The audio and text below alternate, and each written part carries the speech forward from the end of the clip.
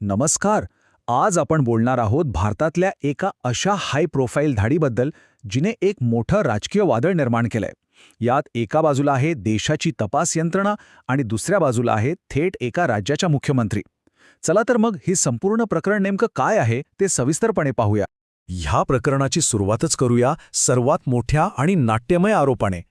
अंमलबजावणी संचालनालय म्हणजेच ईडीचा थेट दावा आहे की पश्चिम बंगालच्या मुख्यमंत्र्यांनी स्वतः धाडीच्या कारवाईत हस्तक्षेप केला आणि महत्त्वाचे पुरावे सोबत नेले.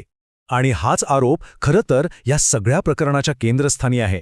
तर हे सगळं सुरू कसं झालं? गोष्ट आहे 8 जानेवारीची. त्या दिवशी ईडीची पथकं कोलकातामधील 2 ठिकाणी धाडी टाकत होते आणि तिथूनच या मोठ्या राजकीय संघर्षाची ठिणगी पडली. ईडीच्या निशाण्यावर होते प्रतीक जैन. हे एक मोठे राजकीय रणनीतिकार आहेत आणि त्यांची फर्म आयपॅक जी अनेक मोठ्या पक्षांसाठी काम करते. त्यामुळे साहजिकच या कारवाईकडे सगळ्यांच्या नजरा लागल्या होत्या. पण खरी नाट्यमयता तेव्हा वाढली जेव्हा राज्याच्या मुख्यमंत्री ममता बॅनर्जी स्वतः धाड चालू असलेल्या ठिकाणी पोहोचल्या. एखाद्या तपास यंत्रणेच्या कारवाईत मुख्यमंत्र्यांनी असं थेट पोहोचणं ही एक खूपच मोठी आणि अभूतपूर्व घटना होती. आता हे नाट्य तर आपण पाहिलं, पण या कथेमधले मुख्य खेळाडू म्हणजे प्रतीक जैन आणि त्यांची कंपनी आयपॅक हे नक्की आहेत तरी कोण, आणि ते इतके महत्त्वाचे का आहेत? चला थोडं जाणून घेऊया. प्रतीक जैन हे IIT बॉम्बेचे पदवीधर आहेत. त्यांनी आपल्या काही सहकाऱ्यांसोबत मिळून आयपॅकची स्थापना केली, जी आज देशातल्या सर्वात शक्तिशाली राजकीय सल्लागार कंपन्यांपैकी एक म्हणून ओळखली जाते. आयपॅक म्हणजे इंडियन पॉलिटिकल ॲक्शन कमिटी. या फर्मने भारतीय राजकारणात प्रचाराची पद्धतच बदलून टाकली. ते पारंपरिक प्रचारापेक्षा डेटा आणि विश्लेषणाच्या आधारावर निवडणुकीची रणनीती आखतात. म्हणूनच त्यांच्या डेटावर टाकलेली ही धाड इतकी संवेदनशील ठरते. या फर्मचा आवाका किती मोठा आहे याचा अंदाज या नावांवरून येईल. 2014 मध्ये नरेंद्र मोदींपासून ते आज ममता बॅनर्जी, MK स्टॅलिन आणि राहुल गांधींपर्यंत देशातल्या जवळपास प्रत्येक मोठ्या पक्षाच्या मोठ्या नेत्यांसोबत आयपॅकने काम केले. आणि पश्चिम बंगालमधील सत्ताधारी पक्ष तृणमूल काँग्रेससोबत तर आयपॅकचे संबंध खूपच घट्ट आहेत. ते फक्त निवडणूक प्रचाराचं डिझाईन करत नाहीत, तर पक्षाचा IT आणि मीडिया सेलही सांभाळतात. इतकंच काय तर खुद्द मुख्यमंत्र्यांनी प्रतीक जैन यांचा उल्लेख पक्षाच्या IT सेलचे प्रमुख म्हणून केला आहे. पण मग प्रश्न उरतो की ईडीने ही धाड टाकलीच का? बरं, ईडीच्या म्हणण्यानुसार या कारवाईचा संबंध एका जुन्या कोळसा तस्करीच्या प्रकरणाशी आहे. चला ते प्रकरण काय आहे ते समजून घेऊ. हे प्रकरण तसं 2020 सालचं आहे. अनुप माझी नावाच्या एका व्यक्तीवर पश्चिम बंगालमध्ये बेकायदेशीरपणे कोळशाचं उत्खनन करून त्याची तस्करी केल्याचा आरोप आहे आणि त्याच प्रकरणाचा तपास सुरू आहे.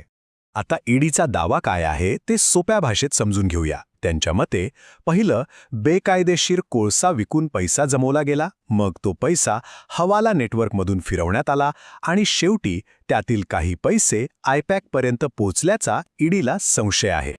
आणि मग ईडीने आपल्या अधिकृत स्टेटमेंटमध्ये खूप मोठा दावा केला. त्यांनी स्पष्ट म्हटलंय की आयपॅक देखील हवालाच्या पैशांशी जोडलेल्या संस्थांपैकी एक आहे. हा एक प्रचंड गंभीर आरोप आहे, ज्यामुळे ह्या प्रकरणाला एक पूर्णपणे वेगळं वळण मिळालं. आता एवढी मोठी कारवाई आणि इतके गंभीर आरोप झाल्यानंतर जे व्हायचं तेच झालं. एक मोठं राजकीय वादळ उठलं आणि सत्ताधारी व विरोधकांमध्ये आरोप प्रत्यारोपांच्या फैरी झडू लागल्या. तृणमूल काँग्रेसचा सरळ आरोप आहे की केंद्र सरकार तपास यंत्रणांचा गैरवापर करून विरोधकांना घाबरवण्याचा प्रयत्न करतंय. तर भाजपने यावर पलटवार करत म्हटलंय की मुख्यमंत्र्यांचा हस्तक्षेपच हे सिद्ध करतो की त्या काहीतरी संवेदनशील लपवत होत्या. आणि हे प्रकरण फक्त बंगालपुरतं मर्यादित राहिलं नाही. देशभरातून प्रतिक्रिया येऊ लागल्या. मेहबूबा मुफ्ती यांनी याला भाजपची निराशा म्हटलं, तर आसामच्या मुख्यमंत्र्यांनी ममता बॅनर्जींच्या कृतीला चिंताजनक ठरवलं. इतकंच नाही तर भाजपने याविरोधात रस्त्यावर उतरून निदर्शनेही केली. तर आता ही लढाई रस्त्यांवरून आणि पत्रकार परिषदांमधून थेट न्यायालयाच्या दारात पोहोचलीये. पाहूया सध्या कायदेशीर पातळीवर काय स्थिती आहे. ईडीने थेट कलकत्ता उच्च न्यायालयात धाव घेतली आणि तपासात अडथळा आणल्याचा आरोप केलाय. मात्र कोर्टाने लगेच कोणताही आदेश देण्यास नकार दिलाय.